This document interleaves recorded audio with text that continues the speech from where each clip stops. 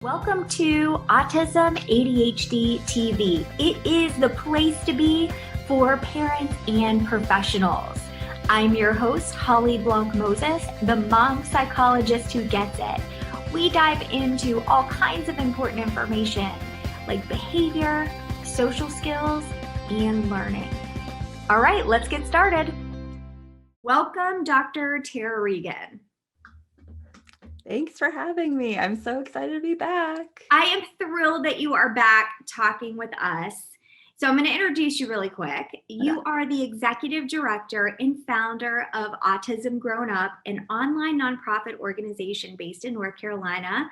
You are a sibling to two autistic adult brothers, Tyler and Tanner, and have been working in the autism community for over a decade.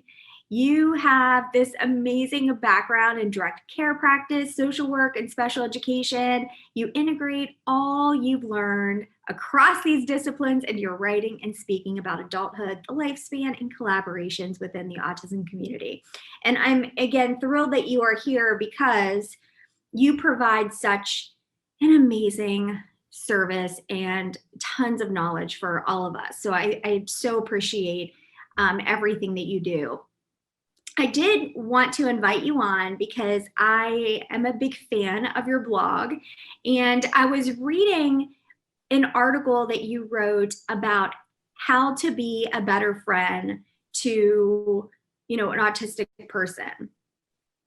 And what I think is so important, and I'm sure you agree, is that we're often talking about social skills for children on the spectrum, or how to help them through social situations with neurotypicals.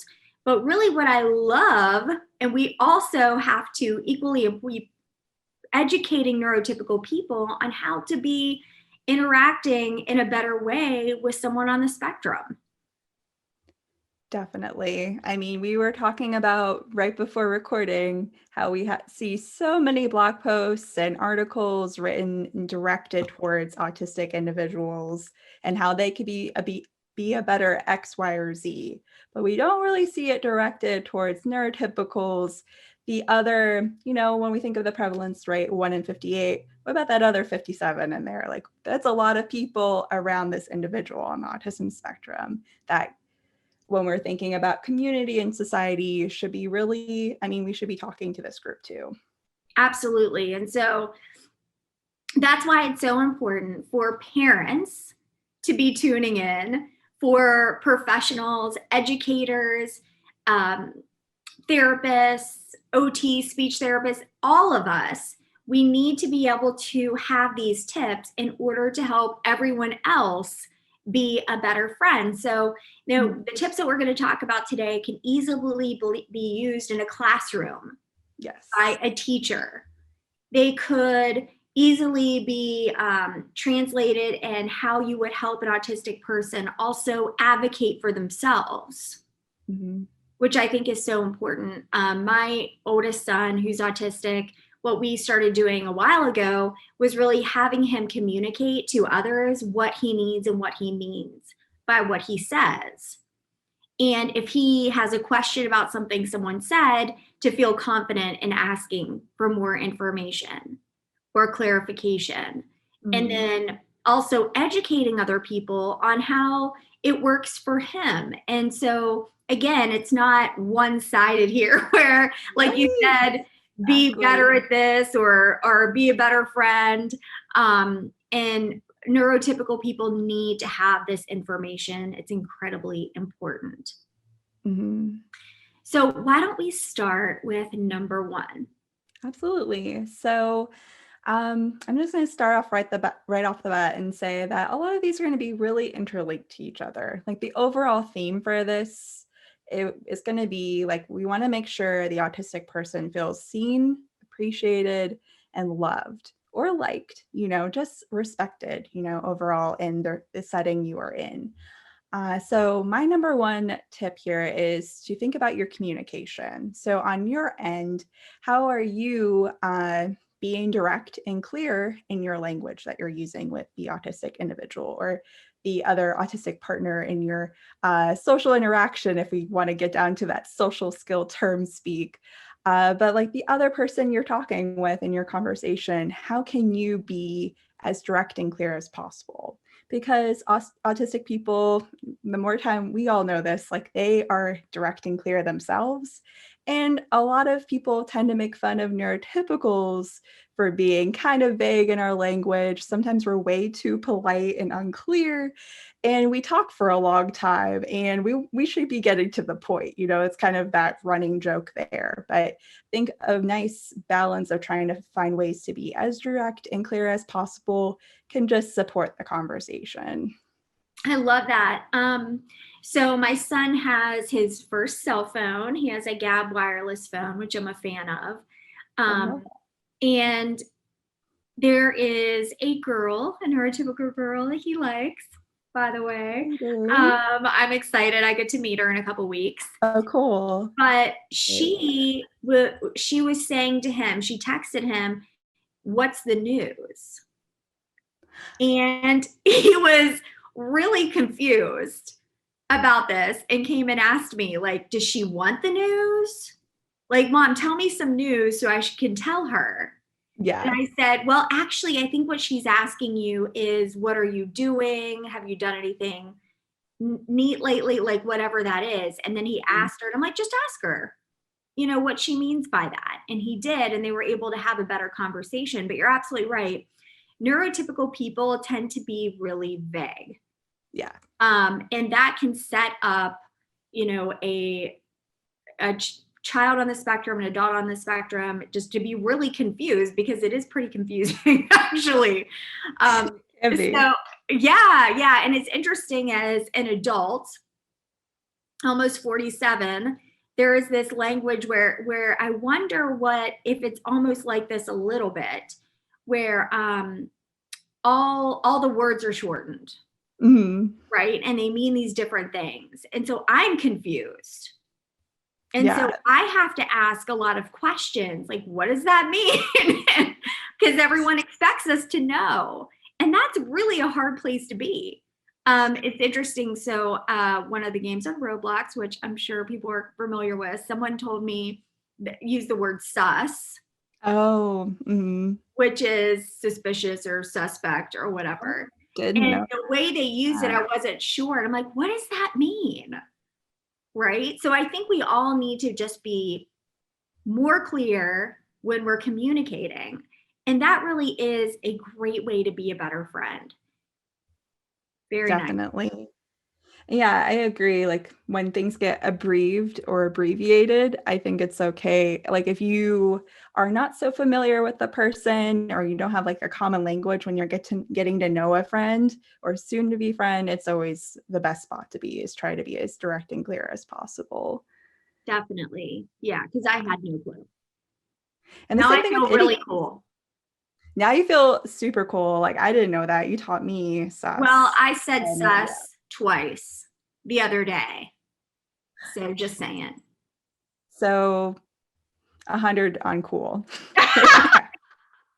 100% cool points, because I have a lot of uncool points. So maybe we're balancing it out a little bit. Okay. You're back in the positives. I'm back in the positives. So what do you think about number 2? Yeah, for number 2 is definitely related to that too, because I think, yeah, even just what you said, what you encouraged your son to do was to ask and follow up, like, what did you mean by that?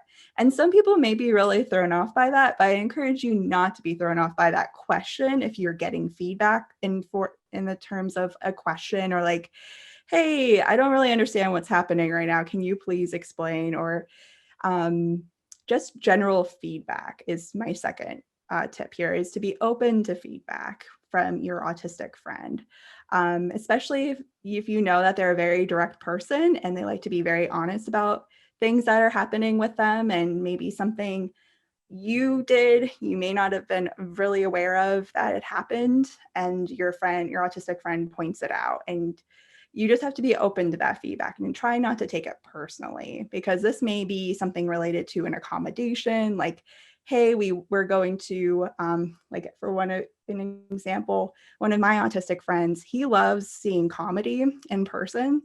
But at the same time, he doesn't like to handle all of the kind of the chit chat that happens, or the music is really, really loud before the comedy show. And so I didn't know this until he had told me, hey, I really love seeing these comedy shows with you, but I really can't go at the same time as you. Like, I want to try to go maybe 5 minutes into the show, because little known fact, stand-up comedians and comedy shows always start at least 5 minutes late. It's just a given. So that was like the best time for us to go in and find our own seats on the side, perhaps. So I had to be open to that too. But at that point, I'd learned to perhaps ask out for more information and feedback related to something, especially if I knew he really liked coming to see comedy shows. But maybe with somebody else, he may just have shut them down and be like, I'm not interested in seeing a comedy show. So you could seek out that feedback. Perhaps maybe an autistic person will feel comfortable with you sharing more of that in the future. And I love that. And so you're right. It's like there is this assumption that you're supposed to know what the other person is communicating to you, and you don't want to say. So we did go to a movie. Whoa, how exciting is that to actually get out?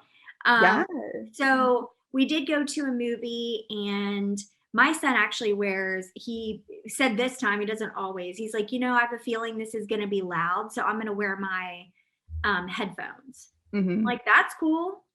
He goes, and I want to listen to music during the movie. And I'm like, okay,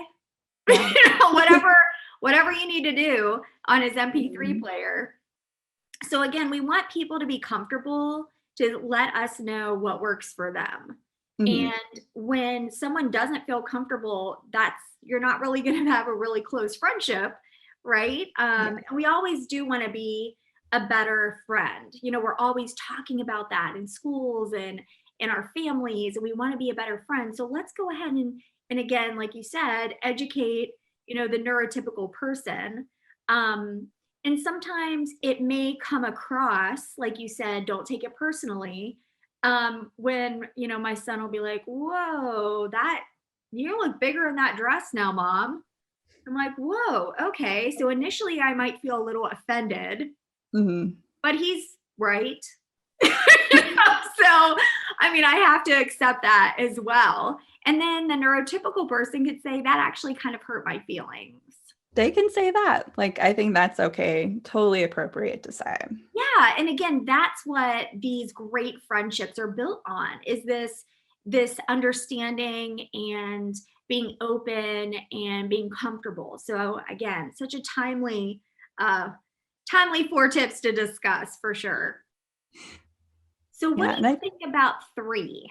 Yeah, for number 3, we're just these things are just leading right really well into each other. Number 3 is to be flexible. So overall, I would say a nut alternative, a very cool way to say this, is to just be chill. And one way to really think about this is, as parents, as family members, as professionals, we know a lot of society's, maybe best way to describe this, ableist features here. When we encounter disability in the community, there's a lot of discomfort related to autism. And that's why autistic people have to mask, so they could previously kind of fit in as neurotypicals. And we don't really realize these until we encounter them, a lot of times in friendships, because that's the closest level that we are understanding a person. And one way to be flexible is, for example, with your son, when you went to the movie theater and he asked to put on his headphones and to listen to music during the movie in certain parts. That is a great time to be flexible. That is being flexible, because that is something he's interested in doing. And what's wrong with that? There's nothing wrong with that there. I love what you said. It's these looking at our expectations, because I could have said, that's not what you do. Right. At a movie. That's going to look weird or whatever, right?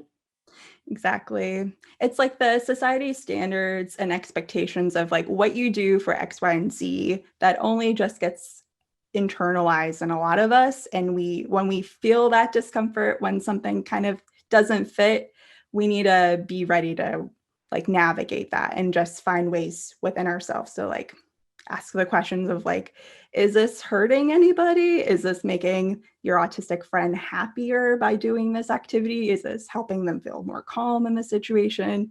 If so, then I think that's just totally a worthwhile thing. And that just helps them feel even more accepted and comfortable being your friend. And I think that makes us better humans anyway, when we think about what we bring to the table. So my husband is on the spectrum. For those of you who don't know that, I grew up, I think we need to know our own triggers, and we need to know and recognize when we're being rigid about some idea that society might have, right? Or an idea of how we were brought up, and just really getting to know ourselves and dig in there.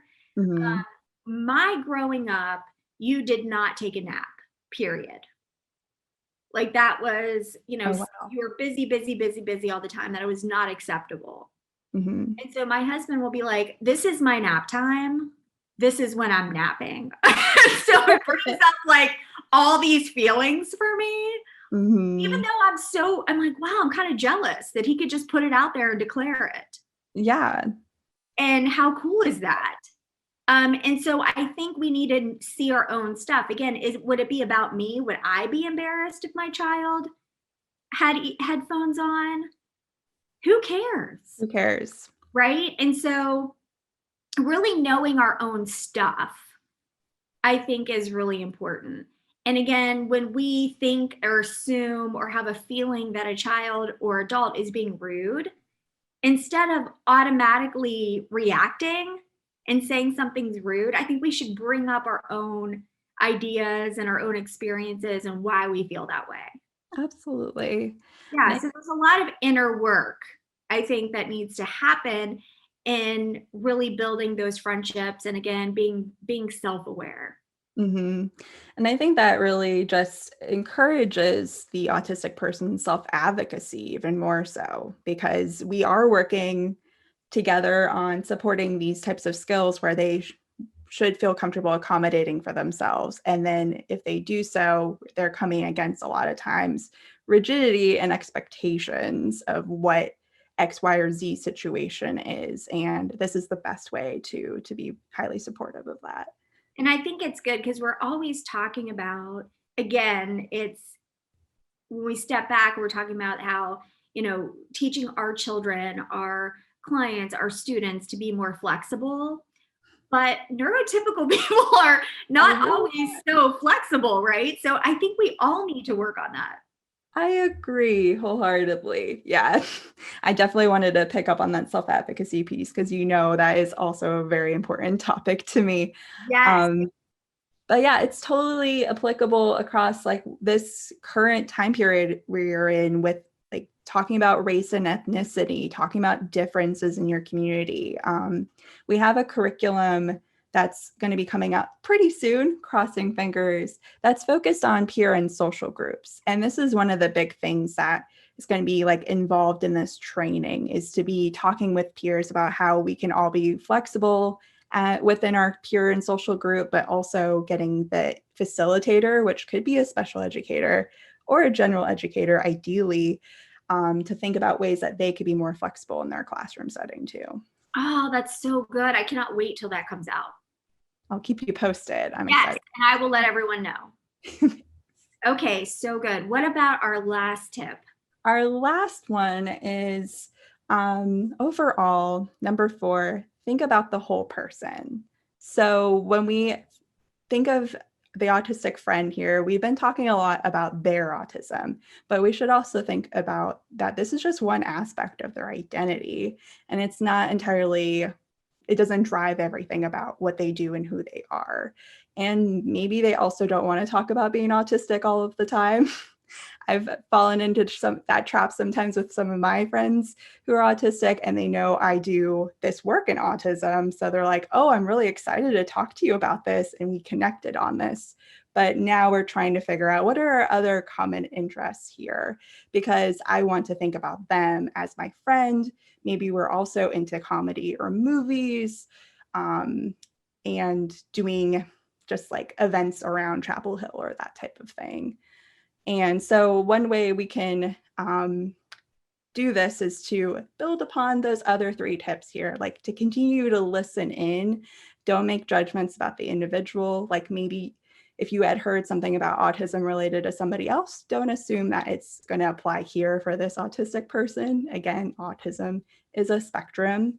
And whenever someone is sharing like their experiences, once you get to a point in your friendship where you're super comfortable with each other, your autistic friend may feel more comfortable sharing some of the negative experiences that have happened to them related to other people and other friends, or about social situations that may have happened to them. One thing we would want to do is to encourage listening, but not minimize their experiences. We may have had similar social anxiety. I'm an introvert, and so I really don't enjoy a lot of social situations. So something I try to do is just listen in and relate to a sense like, oh yes, I have definitely experienced similar things, but not try to minimize that as like, oh, well, everyone has these social situations. I think this is the biggest piece to helping an autistic person feel accepted and loved for who they are. I love that. So, like you said, not minimizing their experience. And I see that a lot. And I'm sure that you do too. Like, Definitely oh, that online. happened to me. Well, Yes. that's not always the same thing. Mm-hmm. So, I think that's so good. And what's beautiful about these tips is they work for everyone. Yeah. Right. I mean, I think if everyone used these kind of strategies or thought about friendships in this way, really, they could have better relationships, overall. But I love the way that we talked specifically about children and adults on the spectrum, because, what a great opportunity to use these as, again, a parent, a professional, educating those in the classroom. If you are a teacher listening and you have a group of kids and there are 1 or 2 kids on the spectrum or maybe more, or other kids that have other differences, what a lovely way to put this out there and educate and maybe strive to notice and reinforce these behaviors in the classroom. Like if someone's being helpful or someone's being open or someone's saying, I don't really understand what you meant, and the other person explains it. I mean, these are wonderful opportunities. And again, it also comes back, and I like how you said self-advocacy, because I know that is a really special part of what you do. And I love that, because then as professionals, as parents, we can notice that and say how wonderful it is. Like, thank you for telling me that you needed more information. So when my patients tell me that, and it doesn't happen often because we have great relationships and our work together, but last week, one of my patients said, can you explain that a little bit more? I'm like, thank you for telling me that. I always want you to ask me if I'm not being completely clear. And what a great way to help them with that skill. And then also being open to saying, yes, of course, I would love to, tell you more about that. Sorry, I wasn't very clear. And then just moving on, not taking it personally too. Yes, absolutely. Yeah. Absolutely. That's so good. Because like you said, we don't want masking. We don't want someone to pretend they're supposed to be someone else. We don't want someone to say, I know, or I understand, and nod their heads when they don't. Right. Because that can lead to all kinds of other problems. And I've seen that so many times in my practice too, where you just want to say yes because it's easier. Definitely. Okay, that's so good. All right, Tara, you provide such an amazing service. So let's talk about how our watchers and listeners can learn more about it. Well, thanks, Holly. I just so excited to share on your platform because I love the work you're doing and your audience is so amazing. I had such great feedback the last time I was on. So with our nonprofit, we are a resource center. We have a variety of free resources available, from podcasts, blog posts. That's where this podcast came from, a blog post I had written, as well as we have the Lifespan Toolbox. And this is a variety of toolkits geared towards specific topics related to the lifespan, like we have one on self-advocacy, we have one on friendships, we have one on adult services and how to navigate them. And then we also have our shop where we have templates, we have an upcoming curriculum, and a variety of other resources that can help you with whatever age student you have, if you're a teacher, or even at home if you're a parent or caregiver, in terms of social skills. So just like supporting the individual where they are and supporting their social experiences and social groups, life skills, and vocational skills. Oh, that's so good. Okay, remind us about your website. Yes. So key thing, our website is autismgrownup.com, and it's like spelled like grown up. And everything is housed there. Yes, I highly recommend to all of our listeners and watchers to go on over there. It is an amazing resource. So you want to make sure you go over and check that out and then tell everyone you know. Yeah. Right? Because I mean, we really all need to support each other.